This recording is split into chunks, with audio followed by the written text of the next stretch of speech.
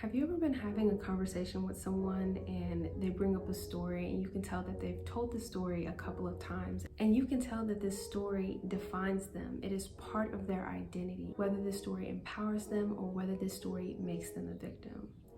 Now, each of us can relate to this. I'm sure that you have a story or stories that you tell people about your past, your childhood, your experiences, and it's a story that you kind of have on repeat.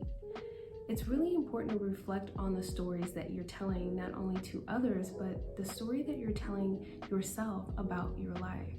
When you're able to change your story, you're able to change your life. So the story that you were born to doesn't have to be your permanent story. It doesn't have to be a story that follows you around your whole life. That's up to you and your mindset and your choice of how you view things.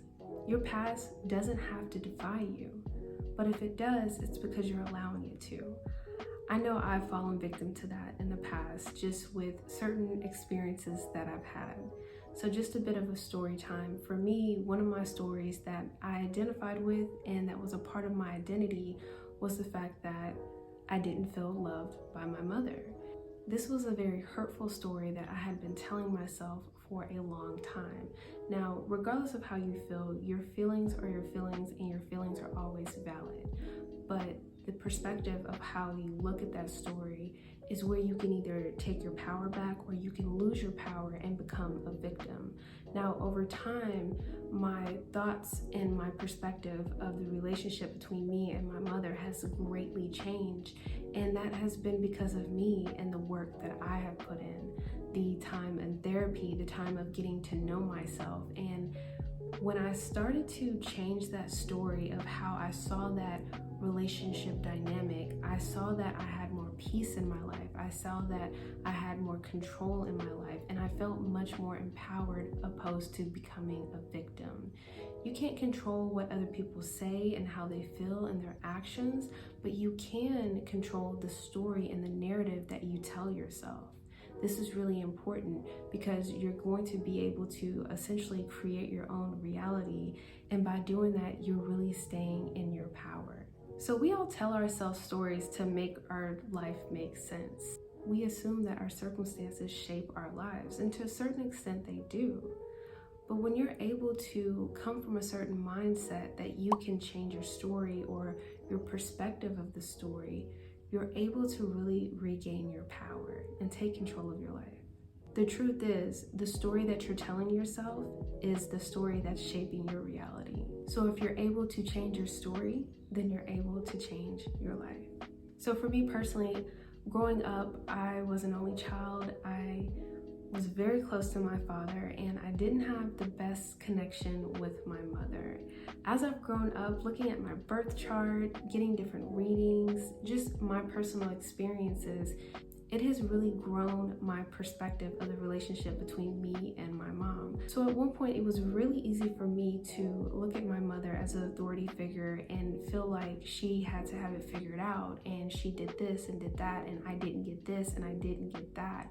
But once I was able to look at the situation with different perspectives, with going to therapy and things of that nature, it really helped me look at the situation differently. If any of you have family members that maybe you don't have a relationship with, or you've had to put a boundary and create that distance, my heart definitely goes out to you because sometimes that can be difficult. It can be tricky not to keep your biological family in your life. But I want to let you know that you're not alone. I took a lot of time to reflect on my future self and how I wanted to define the best version of myself. And I knew that part of that key was not holding on to that weight of the relationship or the lack of connection that I had with my mom. So one saying that really resonates with me when it comes to the story with my mom is, people do the best that they can with the tools that they have in their toolbox. And there's some tools in their toolbox that they don't know how to use, they don't try to learn how to use, and that's up to them. By looking at it like this, it allowed me to see that nothing was done to me on purpose, that person was doing the best that they could at that time.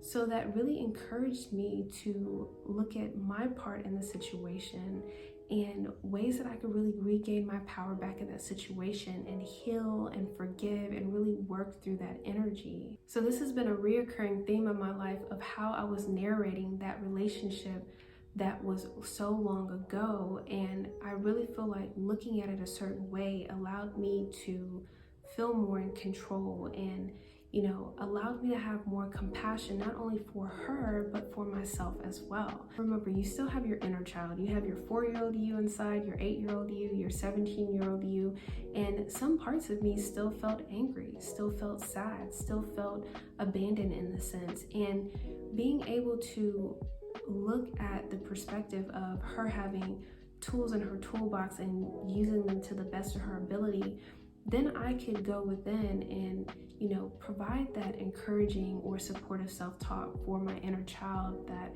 hey, things may have looked a certain way at a certain point from your perspective, but how about this perspective? And that's not to say you forgive and you forget. It's not about that. It's really about doing the inner work, reflecting on why are you telling yourself the story that you're telling you? And the story that you're telling yourself, does it make you feel good? Does it make you feel empowered? Does it make you feel, good inside? And I think that's what's really important, to really reflect on the stories that you're telling yourself. Like, I can never lose weight. I know a lot of people struggle with being consistent with working out and things of that nature. Really go within and check in with yourself. Why are you telling yourself that story? Did your parents or did someone that raised you, did they have an unhealthy relationship with losing weight and working out? Try to go back and really uncover and unpill where those thoughts are coming from or where that story is coming from.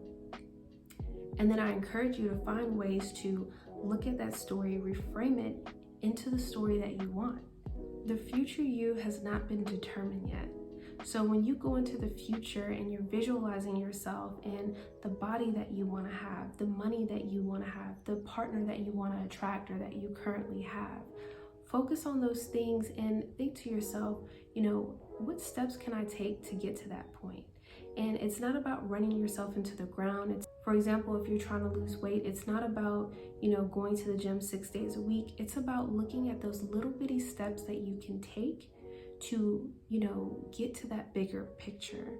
So just reflect on what stories you're telling yourself that is really taking away your power or making you feel like you're stuck. This is it. This is my story and I'm going to keep telling it. But the beautiful thing about this life is that you can always tell yourself another story. So take your time and reflect on what little changes you need to make to become the best version of yourself. And while doing that, make sure you're talking to yourself kindly. Make sure you're encouraging yourself. Make sure you're validating your feelings, because certain things may come up from the past or your childhood or certain experiences that you have. And that gives you time to really sit with those feelings, acknowledge them, and focus on ways to heal them, forgive them. Because I know for me, working through my healing journey, especially with the example I gave about the relationship that I had with my mom, that took time. That took a lot of time. So certain stories that we tell ourselves, it takes time to heal. Healing is not linear. And, you're going to have those days where you feel like, oh my gosh, I've done all this healing work, but then the anger comes back. And that's okay. That may be your inner child coming out or a different part of you inside, thinking about a certain situation. And it just means that just show yourself some grace, take time with yourself, and figure out ways to heal. Figure out what you need in that moment. Do you need a hug? Do you need a nap? Figure out ways to really nurture yourself and love yourself along this process of focusing on the story that you're telling yourself. Because remember, it's really not about the destination, it's about the journey. How do you want to go about your journey? Do you want to be stressed out? Do you want to be depressed? Do you want to have all this weight on you? Because I know for me, with the relationship with my mom, it really weighed on me. It really weighed on me. I almost visualized it like a backpack full of bricks. And once I was able to really do that healing work, which continues on and on and on, I felt lighter and lighter and lighter. It's the channel of my name, Light Minded. It's all about finding ways to think in a positive or constructive way. So I really encourage you to reflect on the stories that you're telling yourself. And are there certain stories that you could kind of change up? Are there certain stories that you can completely get rid of, that you can come up with something new? Are there stories that you currently tell yourself and others that's not even your story or not even your dream? So a lot of this takes a lot of reflection, but once you start going down that path of really reflecting on, what story you want to tell yourself, and knowing that you're the narrator, you have the pen, you are writing the book, then really take that time to honor yourself and love yourself and know that you're deserving of love and you're valuable. You owe it to yourself to check in with yourself, to reflect on the stories that you're telling yourself. Are you telling yourself, the best story for your highest good? Not anyone else, right? Not anyone else. Check in with yourself. Check in with your 4-year-old self, your 8-year-old self, your 15-year-old self. Go back to those tough times and figure out what you needed during that time, and maybe give yourself that thing or whatever you needed during this time. So remember, your past does not define you unless you allow it, and your past and your upbringing and your experiences does not have to be your permanent story. So go ahead and get your pen and reflect and think about the story that you want to tell yourself, so you can guide yourself on that path. You get to create the path that you want to create with your life, or the narrator of your own story. And really check in with yourself and see, the stories that you've been telling yourself and others, is that the story that you want to continue to live with? So if you feel like the story that you're telling yourself isn't in alignment with your current self, then go ahead. I encourage you to rewrite that story so you can attract the best version of you.